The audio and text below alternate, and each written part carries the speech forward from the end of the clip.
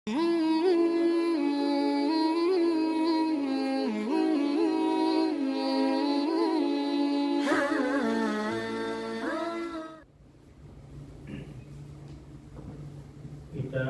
lanjutkan pada pengajian tafsir Jalalain, yaitu surah An-Nisa.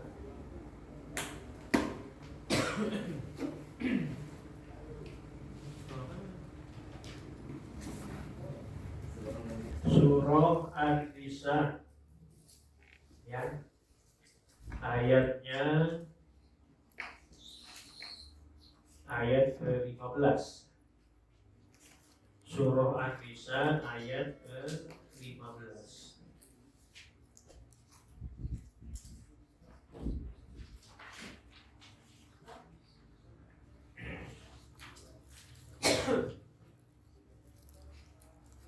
Ketemu ya, surah An-Nisa ayat ke-15.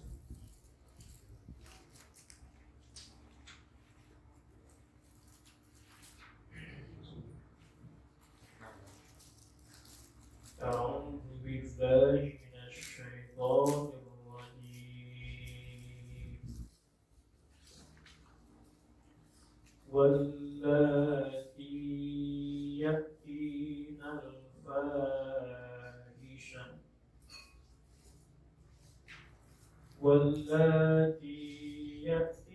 الفاحشة من نسائكم فاستشهدوا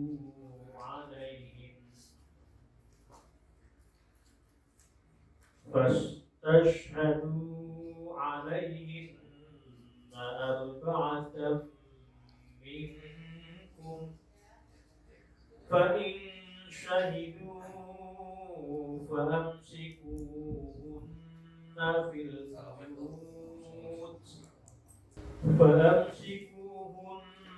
في البيوت حتى يتوفاهن الموت أو يجعل الله لهن سبيلا.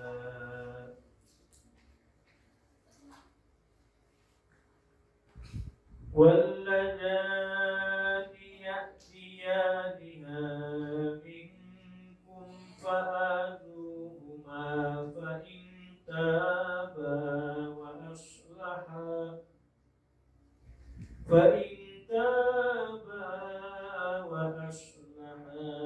فأعرضوا عنهما إن الله كان توابا رحيما. إنما التوبة على الله للذين يعملون السوء بجهالة ثم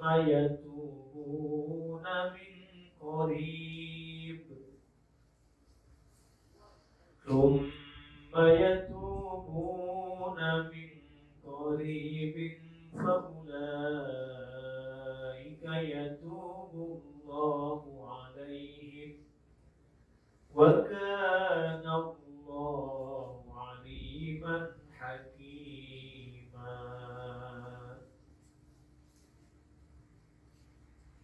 Bismillahirrahmanirrahim. Surah An-Nisa ayat ke-15. Wallati ya'tinal fahisyah. Wallati, dan adapun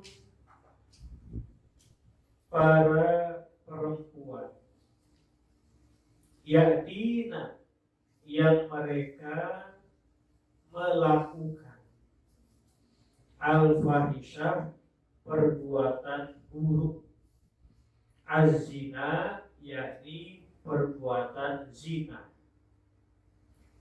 min nisaikum, dari kalangan perempuan-perempuan kalian.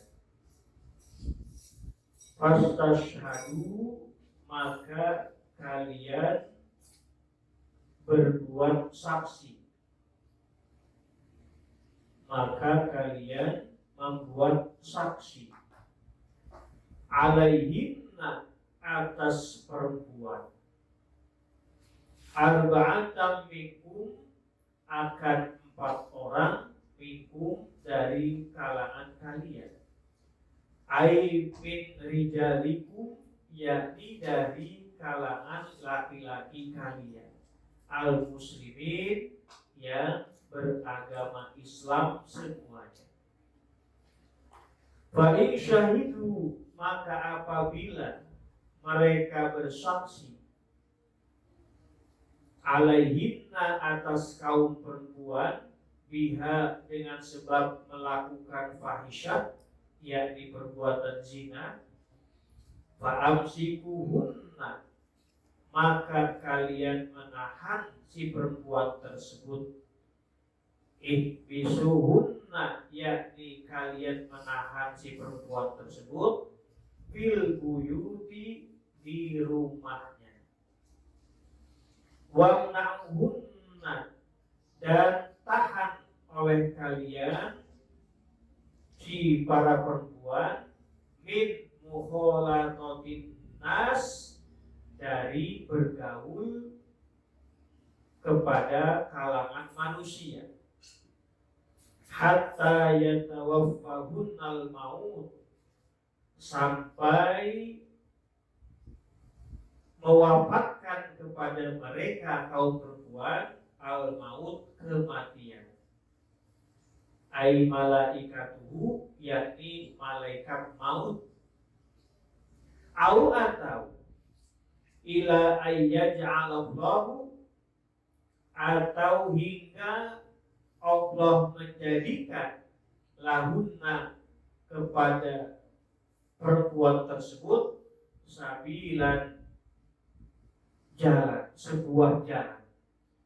Thariqon, yakni sebuah jalan, ilal furuji, menuju solusi, keluar, minha, dari rumah tersebut. Umiru, diperintah para nas, manusia, kaum, bidzalika, dengan sebab yang demikian itu, awalal Islam, pada permulaan Islam. Sumaja'ala, kemudian Allah menjadikan lahunna, pada kaum perempuan, sabilan, sebuah jalan, bijildil bikri, dengan menjilid perempuan perawan, mi'atan, akan 100 jilid, wa tagribaha, dan mengusirnya aman setahun, wa rajmil muhsonati, dan merajam perempuan muhson, perempuan yang terjaga. Wa fil hadisi, dan diterangkan dalam sebuah hadis, lama bayyana, tatkala Rasul menjelaskan al-hadda, akan hak, akan hukuman, qala, bersabda Rasul, khudhu anni, khudhu anni, khudhu, ambillah olehmu, anni, dariku, khudhu, ambillah olehmu, anni, dariku, qad ja'alallahu, sungguh Allah telah menjadikan lahunna, pada kaum perempuan, sabilan, sebuah jalan. Rawahu, hadis riwayat Imam Muslim. Titik. Ada problem, sebuah masalah yang dialami oleh kaum perempuan, yang ketika itu dia melakukan atau berbuat perbuatan fahisyah. Di tafsir dijelaskan fahisyah ini perbuatan buruk, perbuatan jelek. Yang dimaksud di sini adalah az-zina, yakni perbuatan zina.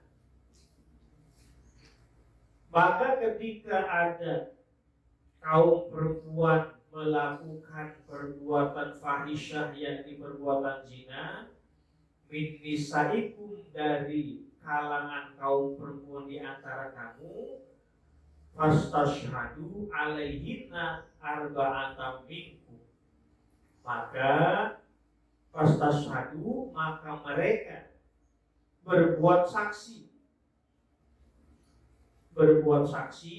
alaihinna buat kaum perempuan yang tadi melakukan fahisyah, saksinya arba'atam minkum, yaitu 4 orang dari kalangan kaum laki-laki al-muslimin yang beragama Islam. Jadi ketika ada seorang perempuan yang melakukan fahisyah perbuatan zina, itu jangan buru-buru dihukumi, harus ada saksi dulu.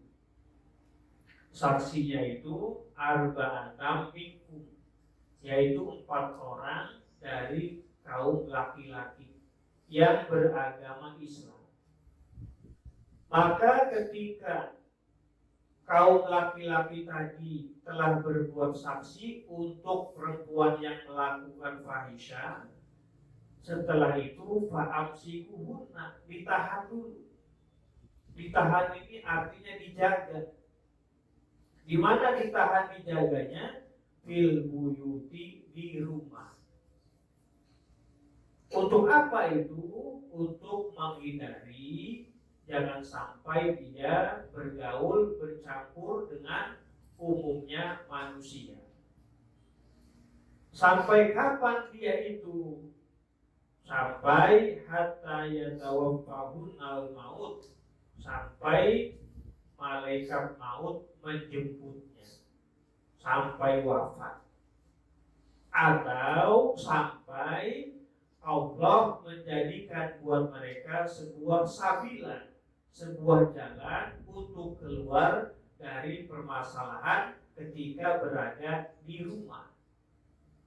Ini yang pernah terjadi ketika pada awal permulaan Islam. Ketika itu Allah menjadikan pada perempuan yang melakukan fahisyah, yaitu ada jalannya. Gimana jalannya? Jalannya adalah bijil dil fikri mi'atan wa tagribaha aman. Yaitu ketika ada perempuan yang melakukan fahisyah, yakni perbuatan zina, kemudian ada saksi yang membenarkannya tadi, maka kalau dia si perempuan itu bikr itu perawan, maka dia dijilid. Berapa jilidnya? Mi'atan, 100 jilid. Di samping dijilid, wa tagribaha, dia diusir. Berapa lamanya diusir? Aman, setahun. Begitu juga diranjang si perempuan tersebut yang perempuannya muhsan, yaitu yang terjaga. Muhsan itu artinya perempuan yang terjaga, yang belum melakukan akad nikah. Sebagaimana dalam hadis Rasulullah bersabda bahwa khudhu anni qad ja'alallahu lahunna sabilan, rawahu Muslim. Maksudnya ambil dariku itu artinya sebagaimana tadi petunjuk ketika terjadi pada awal permulaan Islam, yaitu dijilid 100, diusir setahun, dan diranjam. Nah, ini kalau hukumnya hukum syariat Islam. Kalau kita di undang-undang positif tidak seperti itu. Hanya hukum pidana. Hukum pidana. Jangankan melakukan itu, menyebar video, misalkan ada oknum si A sama si B buat video, nah itu yang membuatnya itu kena hukuman, dan yang menyebarkannya juga ada hukuman. Itu kalau undang-undang positifnya. Tapi kalau hukum syariahnya tadi dijilid 100, diusir, dirajam perempuan tersebut. Yaitu petunjuk dari Rasulullah. Bagaimana kalau karena tidak berlaku hukum syariah tersebut, tidak ditegakkan, tapi yang ditegakkan adalah hukum positif yang berlaku di undang-undang kita, maka nanti hukum jilidnya akan ditegakkan di akhirat. Kalau seandainya hukum tersebut tidak ditegakkan di dunia, maka nanti ditegakkannya di akhirat. Hukum pidananya berlaku di dunia, kemudian nanti hukum akhiratnya sesuai dengan petunjuk dari Rasulullah Shallallahu Alaihi Wasallam. Nah itu sih perempuan. Bagaimana laki-laki? Ayat berikutnya. Waladati, dan adapun dua laki-laki, bitahfifin nun, dengan meringankan huruf nunnya, waladati, watasdidiha, dan mentasdid huruf nunnya, boleh waladani, boleh dua wajah dengan meringankan huruf nun, waladani, boleh waladani, tasdid nunnya. Ya'tiyaniha, yang keduanya itu melakukan perbuatan fahisyah. Ail fahisyata, yakni perbuatan buruk. Az-zina, yakni melakukan perbuatan zina. Awil liwati, atau perbuatan ngedubur. Laki sama laki ngedubur. Minkum, dari kalian. Air rijali, dari kaum laki-laki. Ada dua laki-laki melakukan fahisyah, yakni zina, atau dia ngedubur. A sama si B laki-laki, kemudian si A-nya kepengen, gak ada perempuannya, akhirnya lewat dubur si B. Atau gantian, si B ngedubur si A. Nah itu perbuatan fahisyah. Fa'aduhuma,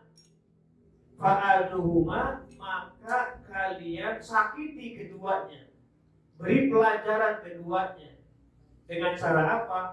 Bisubi, dengan sebab dimusuhi, didiamkan, wadorbi, dan dipukul, bin ni'ali, dengan, kalau di sini maknanya sendal.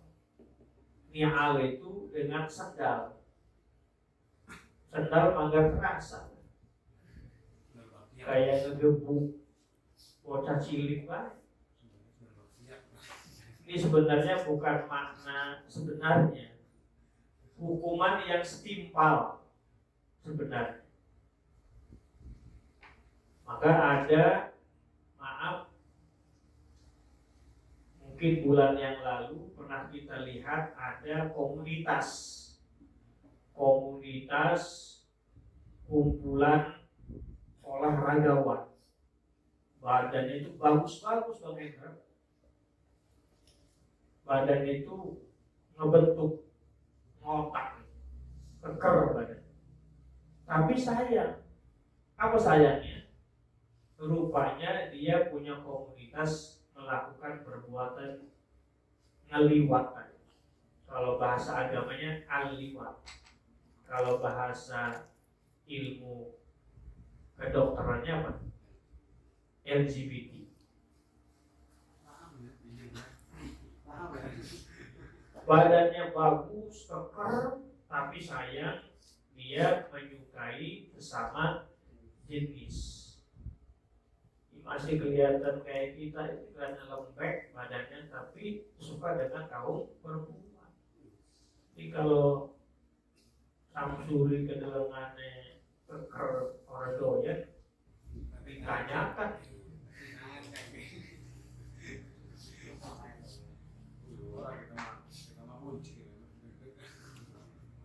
Maka apabila ada dua orang laki-laki melakukan fahisyah, yakni berzina atau ngedubur, ngeliwat, LGBT, fa'arduhuma, maka kasih pelajaran keduanya itu dengan sebab dijauhi, dimusuhin kali, dipukul, dikasih peringatan. Fa'intaba, maka apabila keduanya tobat minha dari perbuatan tersebut, perbuatan fahisyah, wa aslaha, dan keduanya berbuat kemaslahatan, ala amala, akan perbuatan amal, fa'aridu, maka hindari mereka itu, fa'aridu, maka hindari olehmu, anhuma, dari keduanya, wala tu'zuhuma, dan janganlah kalian menyakiti keduanya. Innallaha, sesungguhnya Allah, karena ada Allah tawwaban, yaitu maha penerima tobat, alamat atas orang tabat yang dia mau bertobat, rahiman, lagi maha pengasih.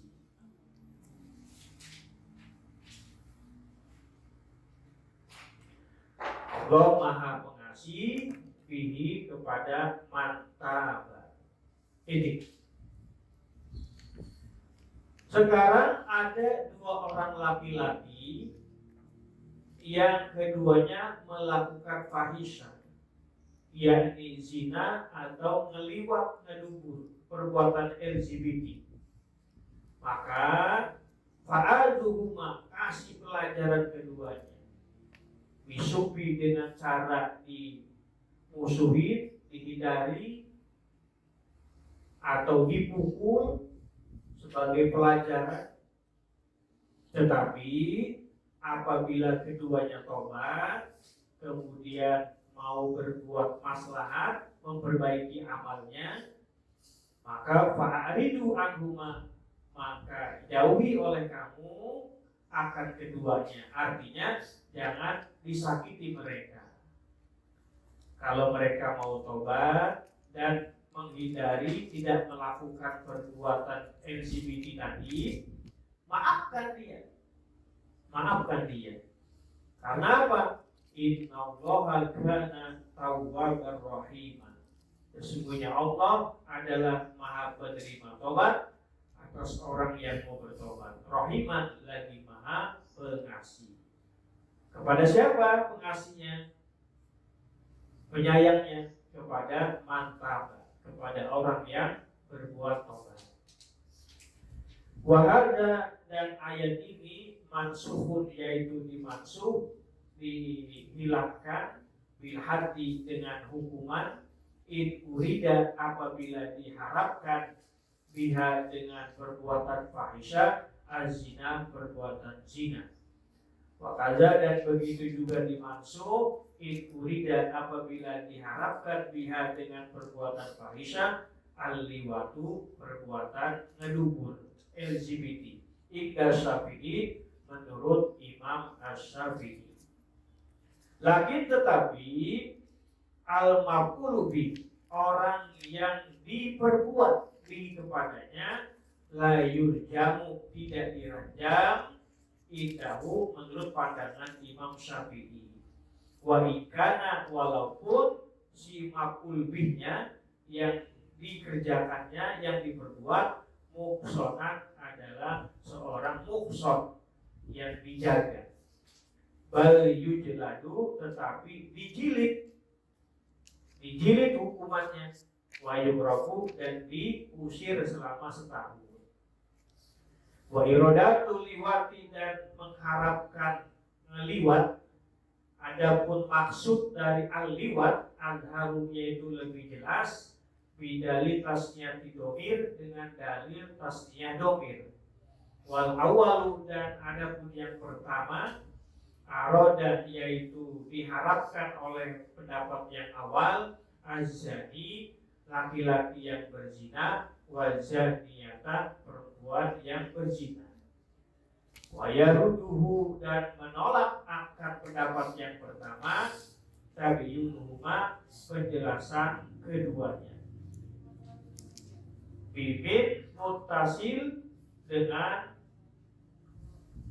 biman muttasil dengan huruf mat yang menyambung, bidomir rijal. Maaf, bibit dengan huruf min, al muttasilah, min yang menyambung, bidomir rijal dengan domir lafaz ar-rijal. Washtirakuhuma, dan mencampurkan keduanya, fil adza, di dalam menyakiti, wa taubati, dan taubat, wal i'radi, dan memalingkan, wa huwa makhsusun birrijal, dan pendapat istirakuhuma yaitu dimaksus dengan birrijal, dengan kaum laki-laki.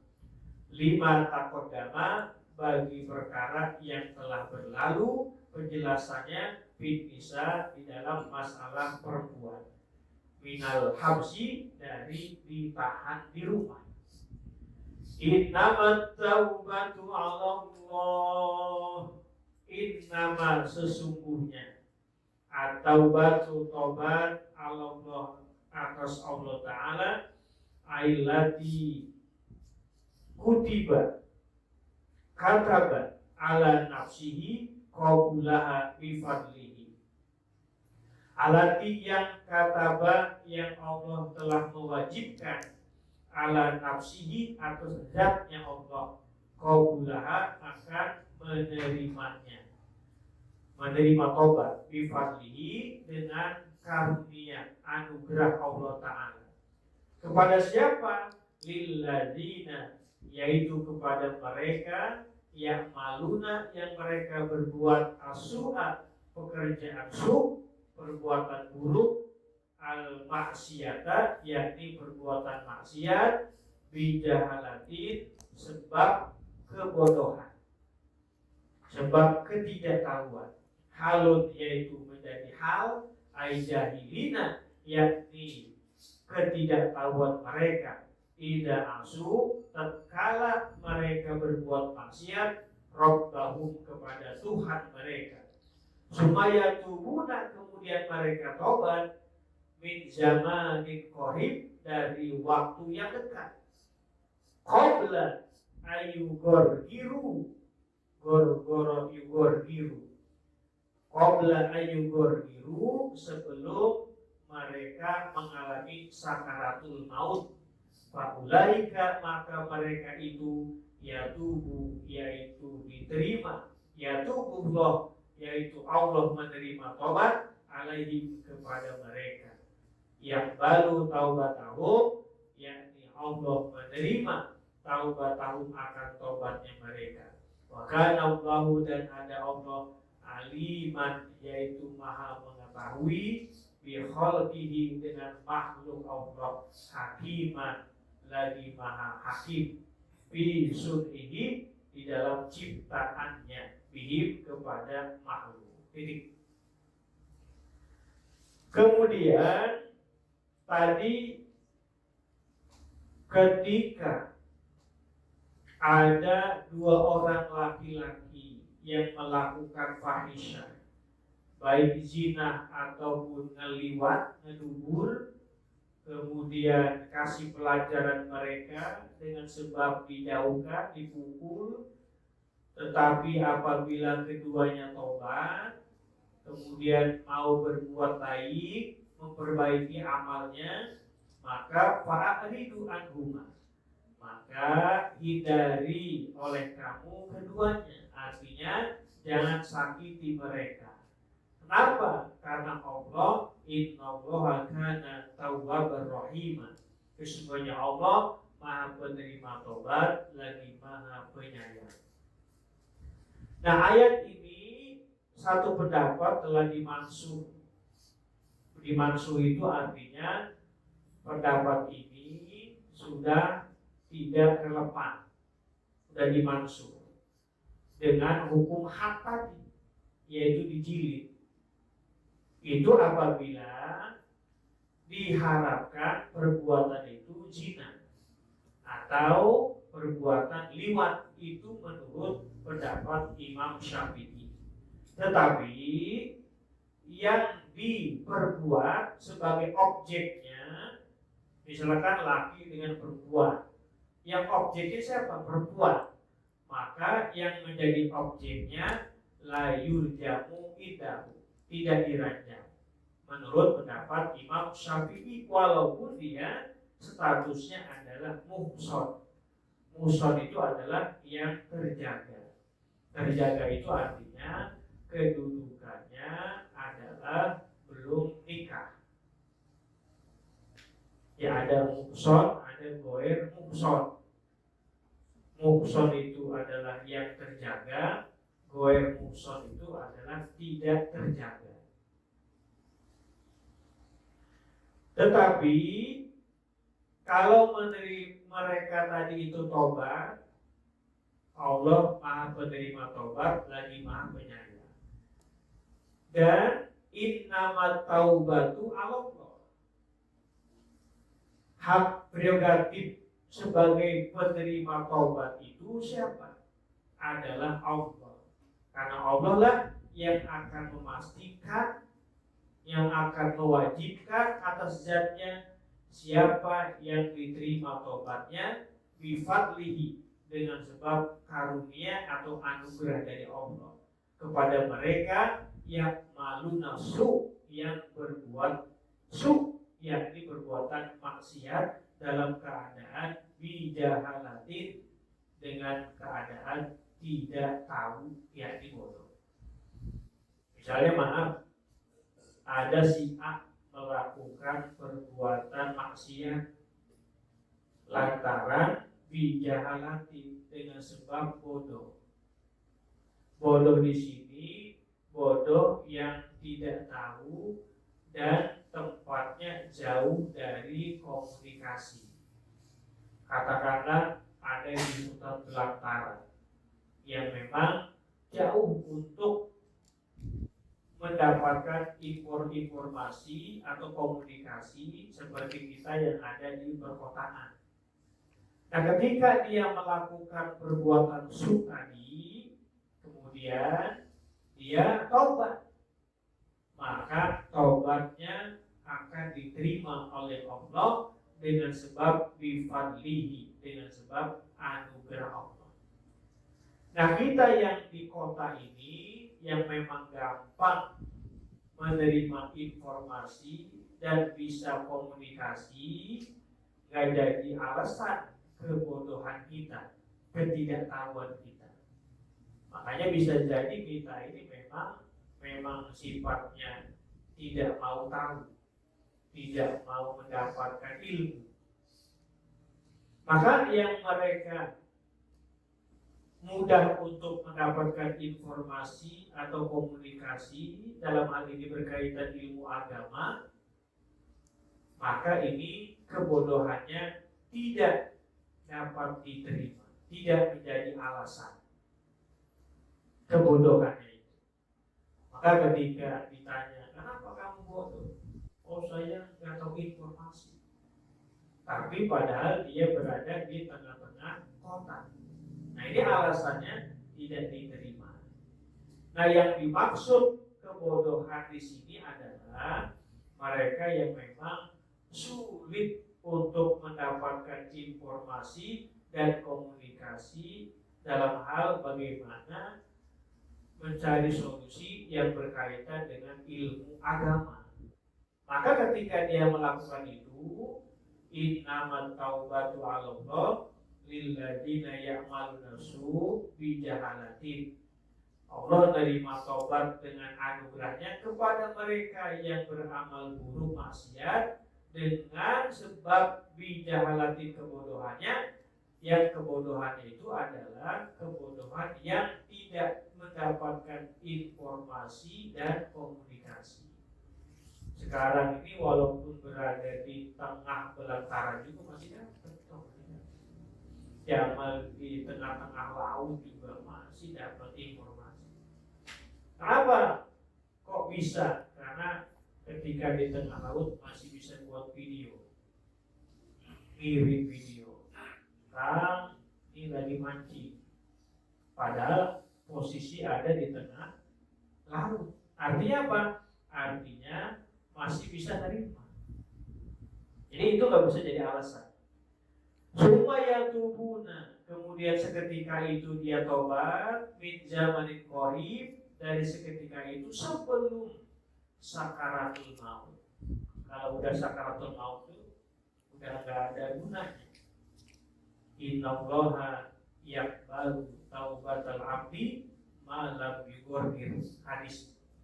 Sesungguhnya Allah akan menerima taubat seorang hamba ketika belum sampai napas ke tenggorokan. Artinya sakaratul maut masih bisa pintu taubat diterima. Tapi kalau udah kiranya napas sudah sampai ke tenggorokan, kemudian ketika itu kita mau bertobat, udah kepayah diajarin sama uji ibu, kata istrinya mah ibu but cuma bisa ngomong but. Faulaika yatubullahu alaihim, maka mereka itu yang tadi mau bertobat dengan sebab kebodohannya tadi, ketidaktahuannya dia tobat. Faulaika yatubullahu alaihim, maka Allah menerima tobat mereka. Wa kana Allahu aliman hakiman, dan Allah adalah aliman, maha mengetahui, maha berilmu, bikhalqihi, dengan makhluknya, hakiman, lagi maha hakim, yakni bijaksana di dalam ciptaan kepada makhluknya.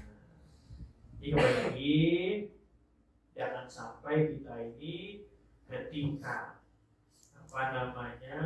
diberikan kemampuan akal pikiran, pendengaran, tapi tidak pandai untuk menggunakannya.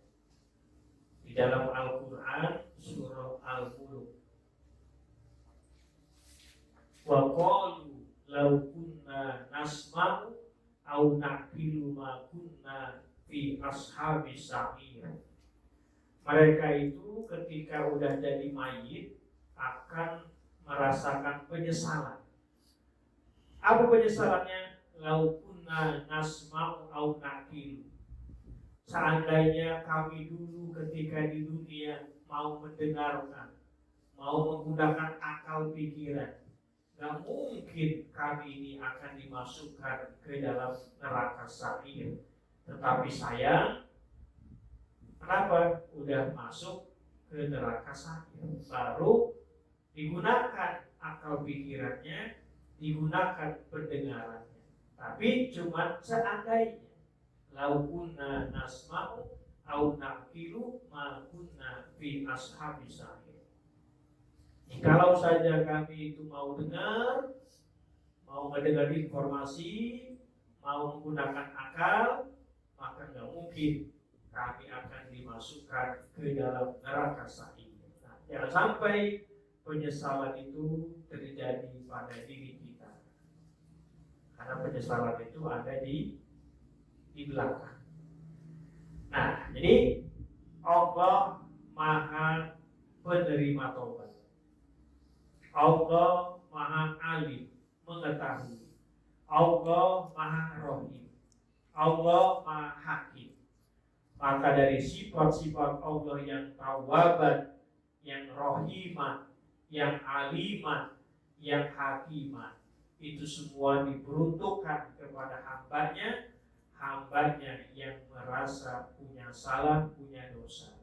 Maka masih mending kita ngaku punya salah dan dosa daripada merasa bersih atau suci. Allah sangat sayang, sangat bahagia kepada hambanya yang merasa punya dosa, punya salah. Allah sangat murka kepada hambanya yang merasa suci dan tidak punya salah. Kenapa sebabnya? Karena ketika kita si hamba tersebut merasa punya salah dan dosa, sudah barang tentu kita ke depannya akan memperbaiki diri, akan selalu berbuat maslahat.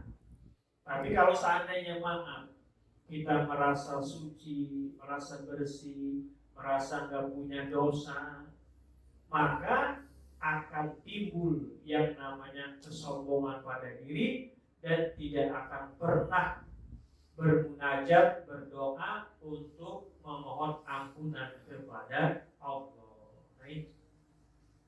Maka dulu pernah ada salah satu jamaah kita, ketika kumpul, yang lain bercerita, saya Idul Fitri silaturahim ke rumah bulan. Yang ini juga sama. Begitu ada salah satu jamaah itu saya tanya, kamu kemana? Oh, saya mah di rumah aja, nggak silaturahmi keliling-keliling. Kenapa? Karena saya nggak punya dosa, karena saya nggak punya salah dengan tetangga masyarakat, maka mendingan saya di rumah. Secara logika bisa dibenarkan pendapatnya, tetapi secara syariat tidak dibenarkan. Kenapa tidak dibenarkannya? Karena momen Idul Fitri itu adalah momen untuk selalu menyambung silaturahim. Walaupun seandainya dia itu gak punya salah dengan tetangga, gak punya dosa dengan masyarakat, tapi karena momen Idul Fitri adalah salah satunya adalah momen untuk menyambung silaturahim. Nah itu, jadi gunakanlah sifat tawaban Allah, Maha penerima taubat. Allah punya sifat rahiman, punya sifat aliman, dan punya sifat hakiman. Itu semua diperuntukkan kepada hamba-hambanya yang merasa punya dosa dan punya salah. Mudah-mudahan kita semua termasuk orang-orang yang selalu bermohon kepada Allah diterima taubatnya. Amin ya Rabbal alamin. Selanjutnya kita lanjutkan pada kitab Muraqil Ubudiyah.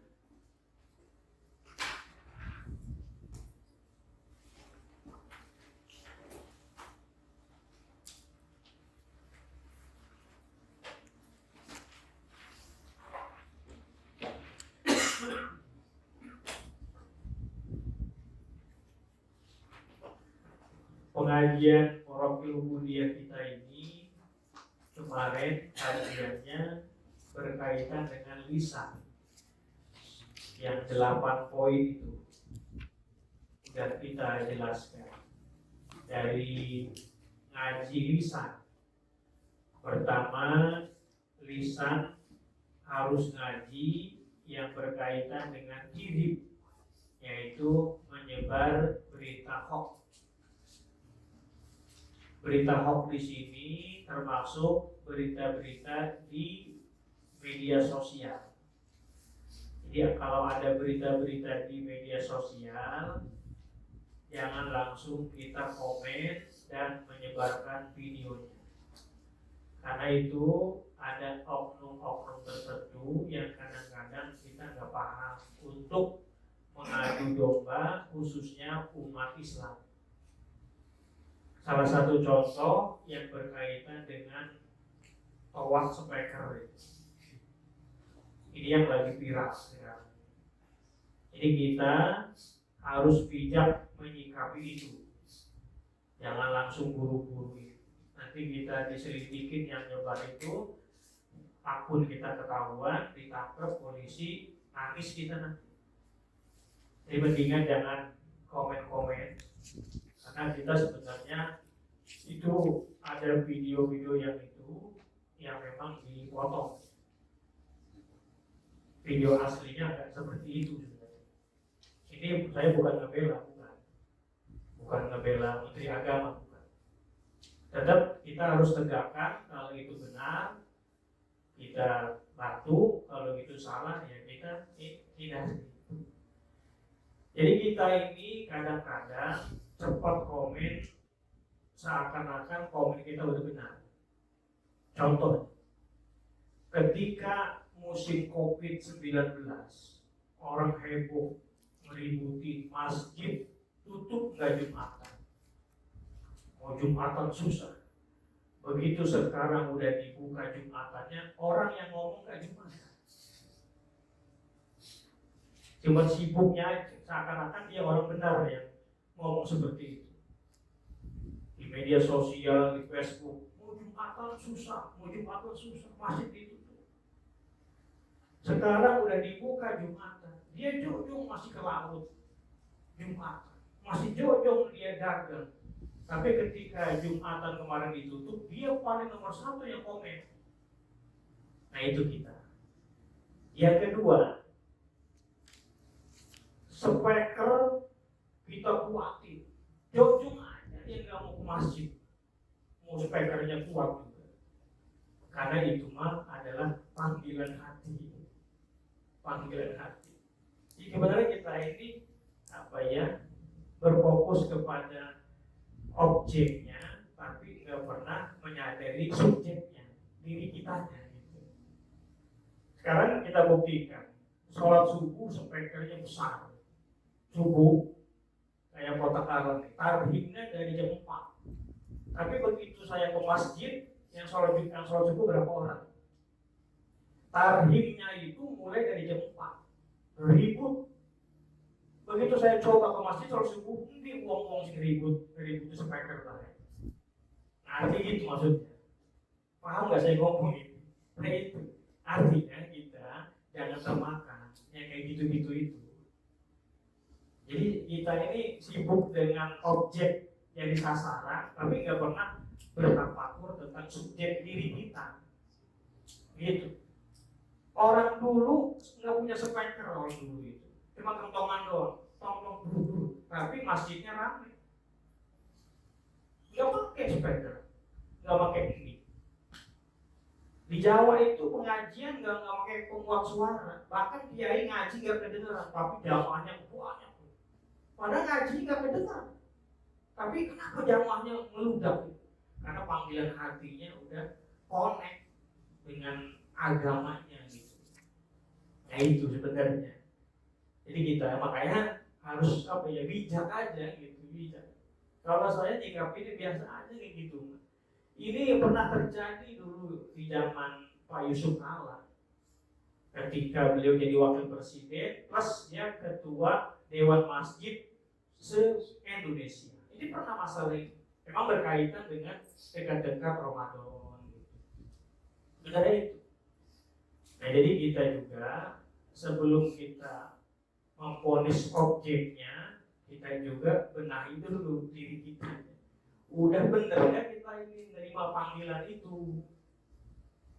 Itu artinya ada zohor aja Bang Hendra masih nganuin mesinnya, padahal udah kumandang aja. Tapi begitu yang manggil bosnya cepet, dia Pak siap. Begitu orang yang manggil dia jumpa, si ngopi mengopi, si ngerokok mengerokok.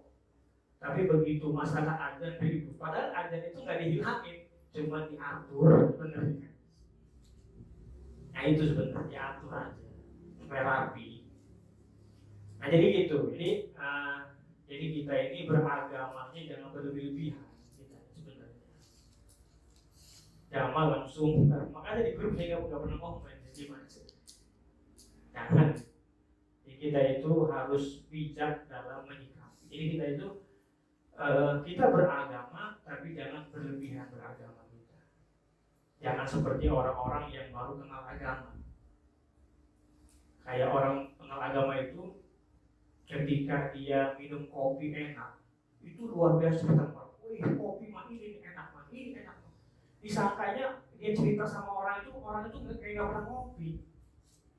Orang nggak mau cerita, diam aja. Malah orang yang lebih ngerti itu, jangan baru ngopi kayak gitu aja. Cerita sekarang, saya malah lebih enak. Kopi liwat ya saya gitu. Ini kopi kali Anda lo sombong ya, gitu. Kira-kira gitu. Ini bahas sederhananya kita ini. Jadi kita beragama itu jangan berlebihan, memang nggak boleh. Memang dalam agama kita nggak boleh. Innallaha yuhibbul musrifin. Kita nggak boleh berlebihan dalam agama itu, nggak boleh. nggak boleh, apalagi kita sesama muslim gitu. Nah ini kan dikhawatirkan. Contoh kemarin viral Ustadz, tapi jangan itu diedit ya.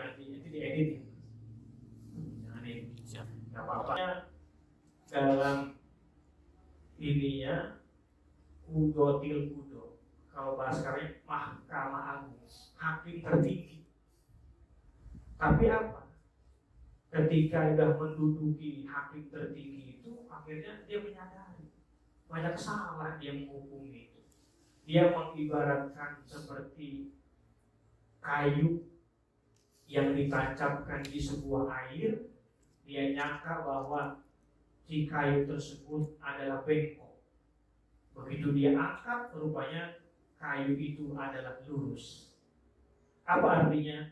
Bayang-bayang mata telah menipu. Kan gitu. Kita ini kan zahiriyah kita ini sebenarnya menipu semua ini sebenarnya. Mata kita, lisan kita, telinga kita, ini menipu semua. Menipu itu artinya merasa benar semua gitu. Mulut merasa benar, hidung merasa benar, mata merasa benar, telinga. Sebelum kita ngaji ke bab-bab ini, bab tasawuf itu. Kalau kita udah ngaji bab tasawuf, karena yang dikaji bagian dalam, hati. Nah kalau hatinya ini udah dikaji, maka nanti mencerminkan semua. Kekurangan hidung, kekurangan lisan, kekurangan mata, kekurangan telinga. Karena hatinya udah dibenahi, penyakit dalamnya itu. Nah, selama ini kan kita nggak pernah dalam kita dibenahi. Karena yang bergerak itu lisan. Karena ngomong itu kayak benar gitu. Mata itu melihat merasa benar aja. Dan telinga merasa benar aja. Kenapa sebabnya? Karena hatinya belum dibenahi. Ini yang dialami oleh Imam Al-Ghazali.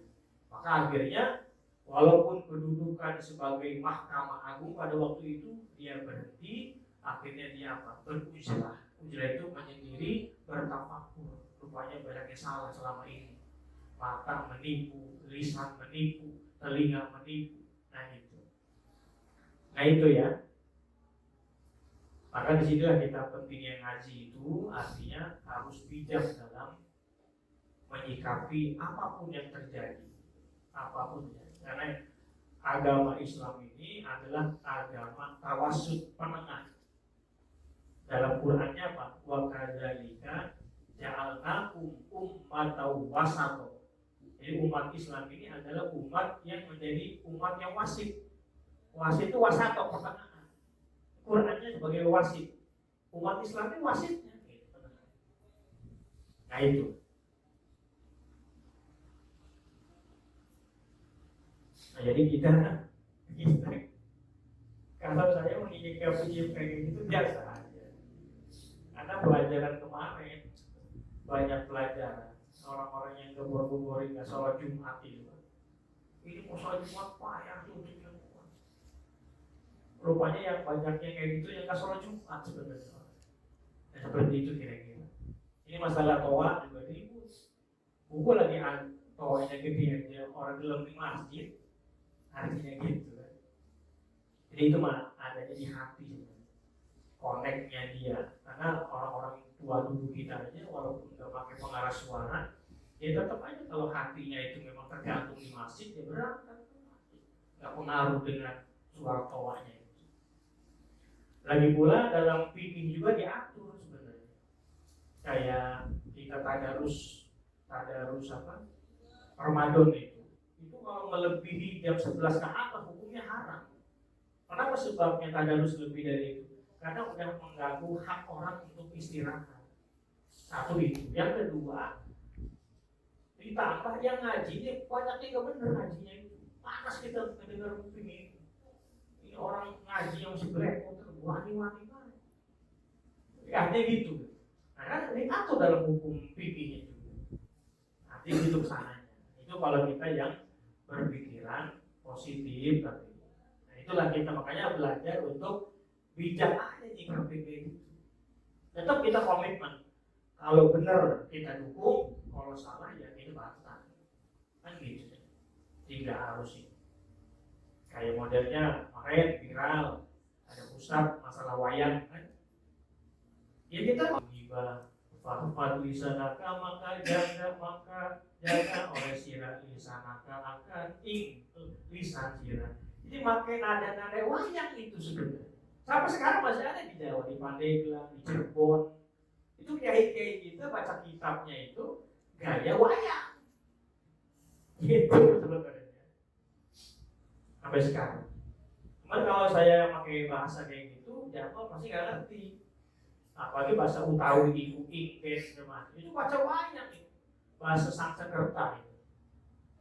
Tapi masih dilestarikan sebagai media dakwah. Kalau saya pakai gini, makanya di YouTube tuh kiai-kiai Jawa masih pakai gitu gayanya, pakai Utawi, pakai di lagu-laguin wayang itu.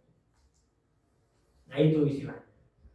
Jadi maka yang kemarin viral itu masalah wayang itu sebenarnya kembali lagi tergantung si pelakunya.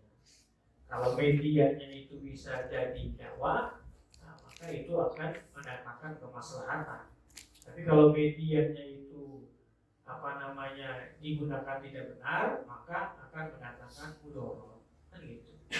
Nah gitu kira-kira. Nah, jadi gitu ya. Ini kita sambil membuka wawasan kita dan kita jangan berlebihan dalam beragama.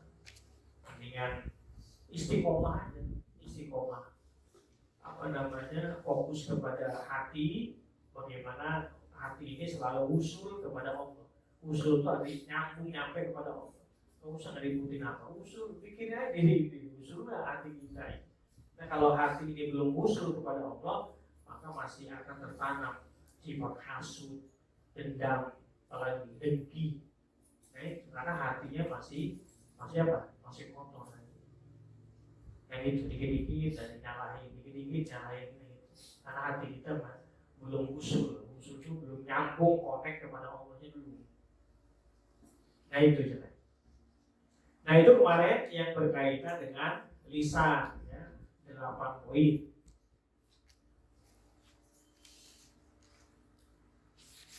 Di media sosial memang kayak gitu. Kenapa media sosial bisa begitu? Karena memang belum ada undang-undang ini ya, penyaringnya itu. Tapi kalau yang menjelek-jeleki ada undang-undang ITE-nya itu. Menjelek-jeleki itu kan undang-undang ITE. Tapi kalau udah apapun yang di konten-konten itu, makanya konten-konten apapun ada di sana. Tapi belum ada perlindungan undang-undangnya yang membahas itu. Beda dengan di TV nasional, itu kalau dikit-dikit ada undang-undangnya. Nah itu ya.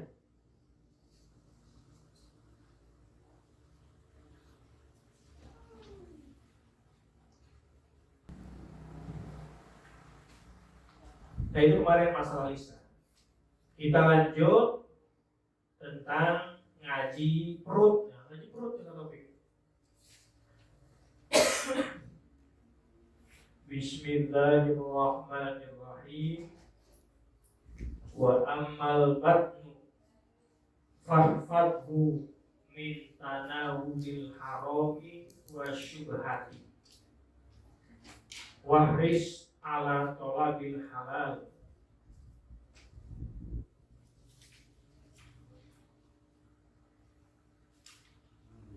Fa idza wajadtahu fahris ala an taqtasiru minhu ala ma duna syar'i. Titik. Wa amal batnu, dan adapun perut, farfathu, maka jaga olehmu perut itu. Jaga dari mana? Min tanawulil harami wa syubhati, dari menerima perkara haram dan perkara syubhat. Wahris, dan sungguh-sungguhlah kamu ala tolabil halal, atas mencari perkara yang halal. Fa idza wajadtahu, maka tatkala kamu mendapatkan perkara yang halal tersebut, fahris, maka sungguh-sungguhlah kamu ala at-taktasiro, untuk kamu menjaganya, minhu dari perkara yang halal, alama duna syar'i, atas sesuatu tidak sampai berlebihan, yakni kenyang. Fa'ina syab'a yuksil qalba, karena sesungguhnya kenyang itu akan mengeraskan hati, wa yufsidu dhihna, dan akan merusak hati, kecerdasan, wa yubtilul hifdha, dan akan membatalkan hafalan, wa yusaqqilul a'dha'a, dan akan memberatkan anggota badan, anil ibadati, atas ibadah, wal ilmi, dan mencari ilmu, wa yuqawwi, dan akan menguatkan asyahawati, akan perkara syahwat, wa yansuru, dan akan menolong junudas syaitan, akan bala tentara syaitan, wa tolabul halal wa syab'u, dan adapun kenyang, minal halali, dari perkara halal, mabda'u kulli syarri, yaitu tempat awal setiap keburukan. Fakaifa minal haram, bagaimana kalau dari perkara yang haram. Wa tolabul halal, dan mencari halal, faridotun, yaitu sangat wajib, ala kulli muslimin, atas setiap orang Islam. Jadi setelah kita ngaji masalah lisan yang 8 poin kemarin, sekarang kita ngaji perut. Jadi perut ini ngaji itu mah. Gimana ngajinya perut ini? Kata Imam Al-Ghazali, ngajinya perut itu fahfathu min tanawulil harami wasyubhati. Ngajinya perut itu adalah untuk menjaga dari masuknya perkara haram atau barang haram dan barang syubhat. Itu ngaji perut. Bagaimana caranya supaya barang haram, barang syubhat itu tidak masuk ke perut. Haram yang murni itu adalah sesuatu yang dapat diketahui oleh ilmu pengetahuan. Kita paham karena kita ada ilmu. Oh, ini haram. Oh, ini syubhat. Ini halal. Nah, itu tolak ukurnya adalah ilmu yang kita miliki secara hukum syariat. Kita bisa menghukumi ini halal, ini haram, ini syubhat. Maka yang menghukumi adalah ilmu yang kita miliki secara hukum syariat.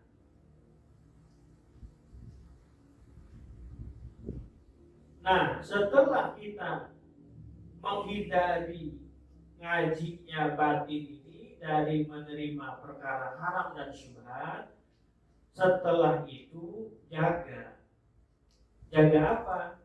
Jaga untuk sungguh-sungguh ala tolabil halal, mencari perkara yang halal. Kata Jamal, Pak Ustadz, boro-boro mencari yang halal, yang haram aja susah. Boro-boro yang halal, yang haram aja susah, Pak Ustaz.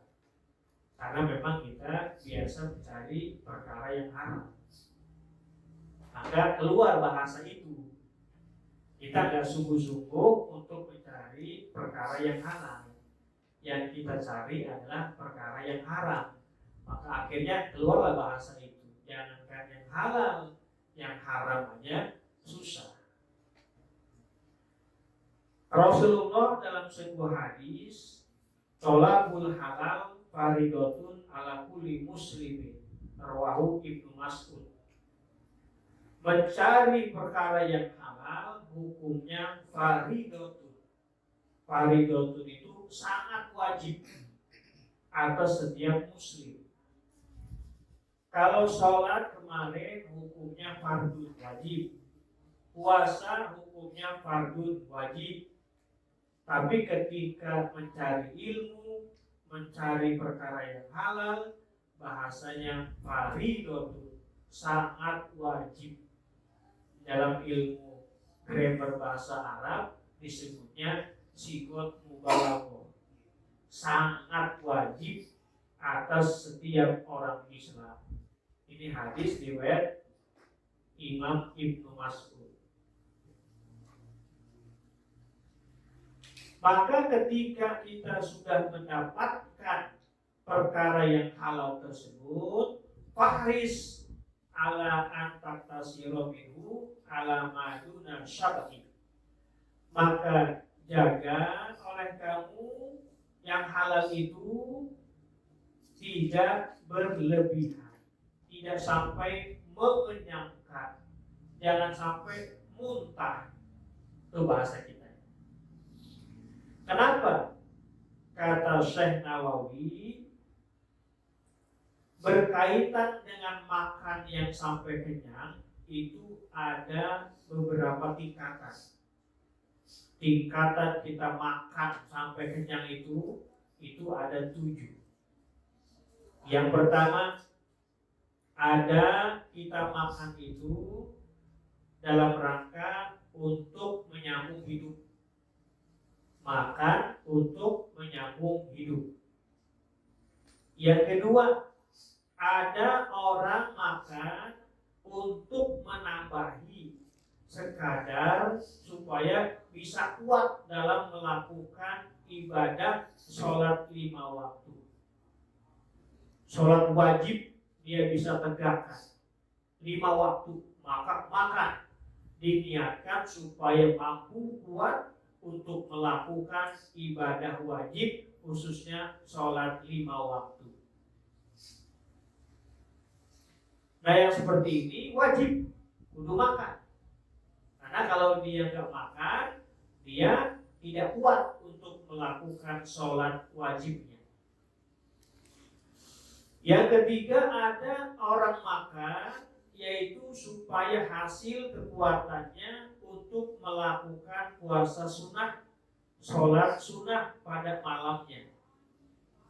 Kalau saya mau puasa sunnah besok sahur dulu akhirnya. Kemudian saya mau sholat malam, kemudian makan dulu. Tapi diniatinya supaya sholat malamnya kuat. Maka yang seperti ini makannya hukumnya mustahab sunnah. Yang keempat, ada orang makan supaya kuat ototnya, tulangnya kuat, bisa usaha, bisa beramal. Maka yang seperti ini kuatnya, kenyangnya secara syariat masih bisa dipakai. Karena usaha beramal itu masih bagian dari ibadah. Seandainya maaf, Jamal kalau mau turun ke laut biasanya harus sarapan dulu. Maka sarapan dulu. Nah sarapan itu malah jadi ibadah. Taufik mau usaha paginya, maka dia harus sarapan dulu. Maka sarapannya jadi ibadah. Sarapannya itu karena untuk usaha beramal, memberi nafkah keluarga. Yang kelima, ada orang makan sampai memenuhi sepertiga perutnya.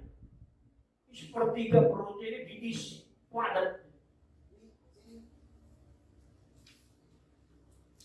Maka yang seperti ini hukumnya adalah makruh. Makan yang sampai berlebihan, isi perutnya sepertiga, maka dihukumnya adalah makruh. Itu makanan sendiri. Gimana kalau sepertiga udah ngisi, di depannya ada makanan lagi, tapi punya orang lain, dimakan lagi sama dia. malah itu mah hukumnya haram. Menambahnya itu malah menjadi haram, tidak boleh. Makanya maaf, yang biasa terjadi ini ketika kita makan kondangan prasmanan.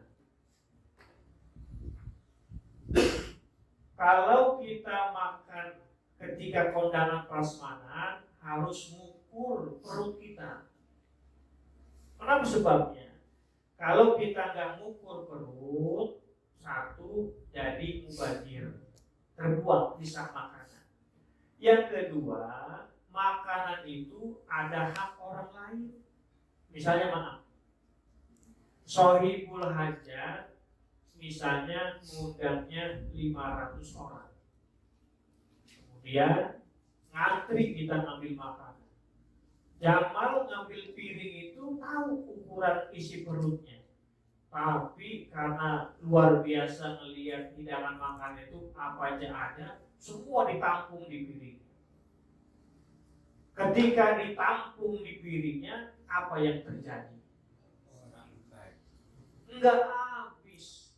Di dalamnya ada ayam, ikannya, daging sapinya, ada baksonya, ada ikan bakarnya, masuk semuanya. Tapi begitu kita santap, enggak semua kita makan. Akhirnya apa yang terjadi? Mubazir. Apa ayatnya? Innal mubazirina kanu min ikhwanis syayatin. Sesungguhnya mubazir itu adalah temannya setan. Jadi orang yang makan mubazir itu bantu setan.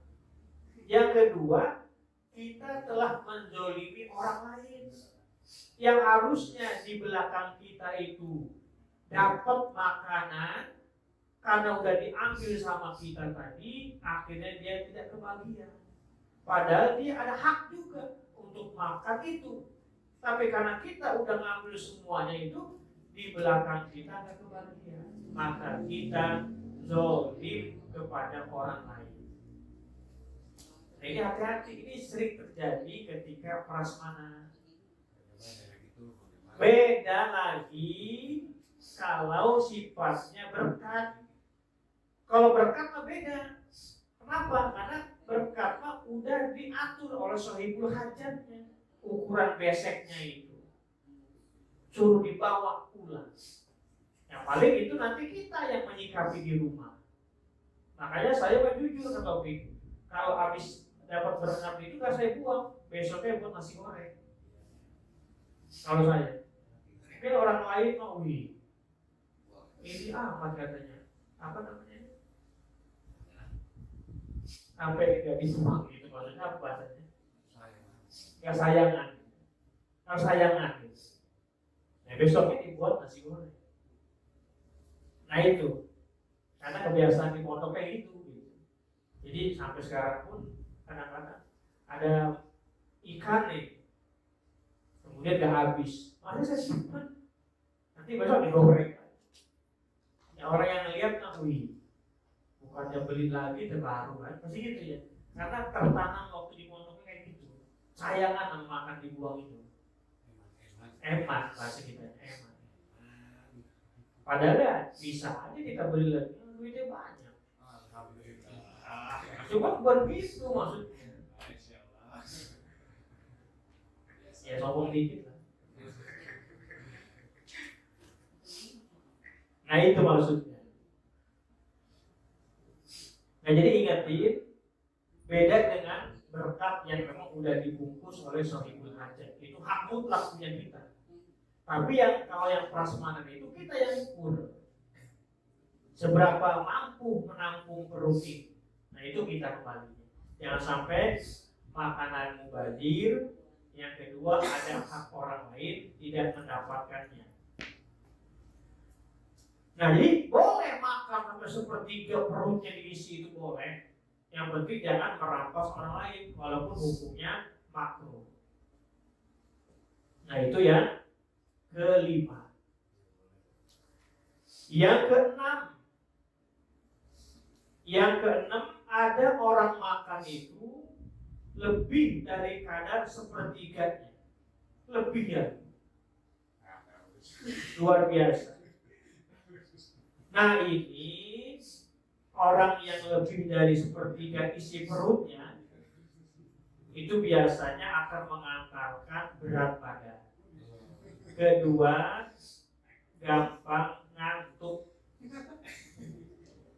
Gampang ngantuk.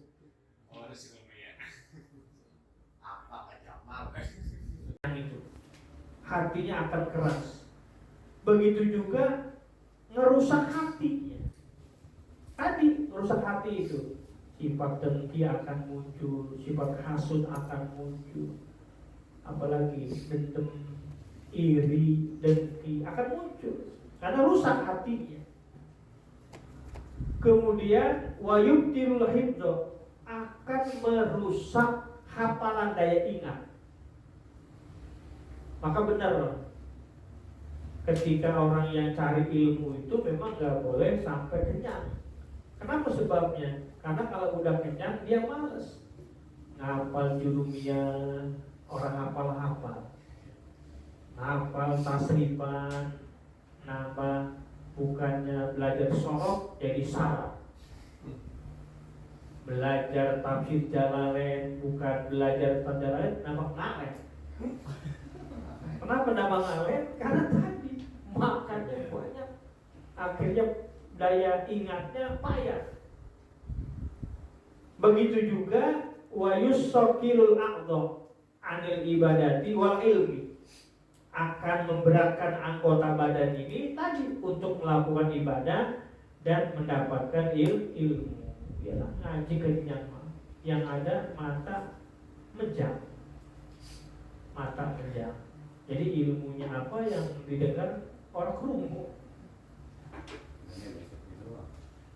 Dan wa yuqawiyus syahwat, akan menguatkan syahwat, kepengennya nafsu kepada sesuatu yang tidak ada batas, dan juga akan menolong bala tentara setan. Jadi Kang Hendra itu makan kenyang itu bisa nolongin bala tentara setan.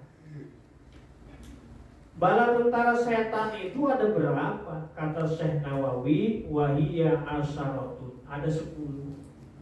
Bala tentara setan itu ada 10. Apa 10 itu? Pertama, al-zulmu, kezaliman. Yang kedua, wal khiyanatu, khiyanat. Yang ketiga, wal kufru, kufur nikmat. Yang keempat, watarku hibdil amanah, akan meninggalkan amanah. Wa namimah, ngadu domba tuh. Ngadu domba jangan tadi.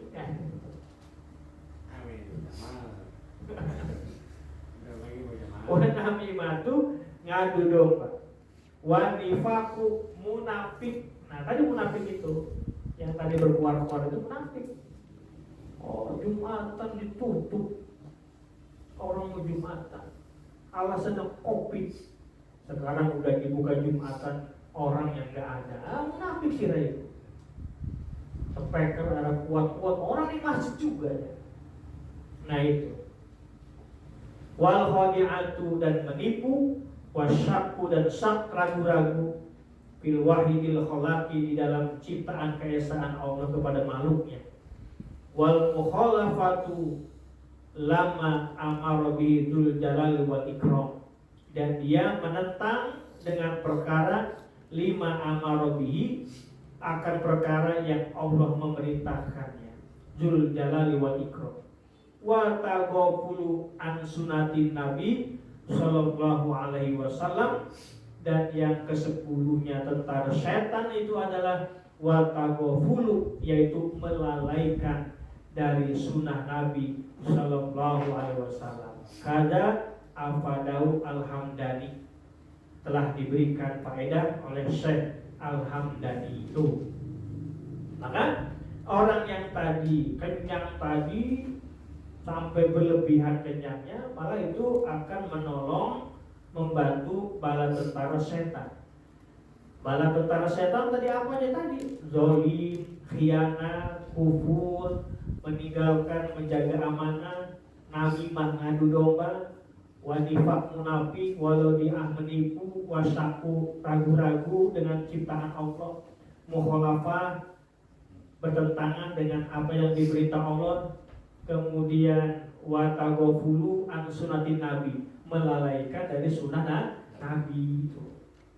Ngakunya sunnah nabi malah tidak melakukan sunnah nabi. Makanya tadi kita jangan sibuk dengan objeknya, kita harus sibuk kepada subjek diri kita. Benahi diri kita dulu, jangan ngomongin objeknya dulu, sementara diri kita belum dibenahi.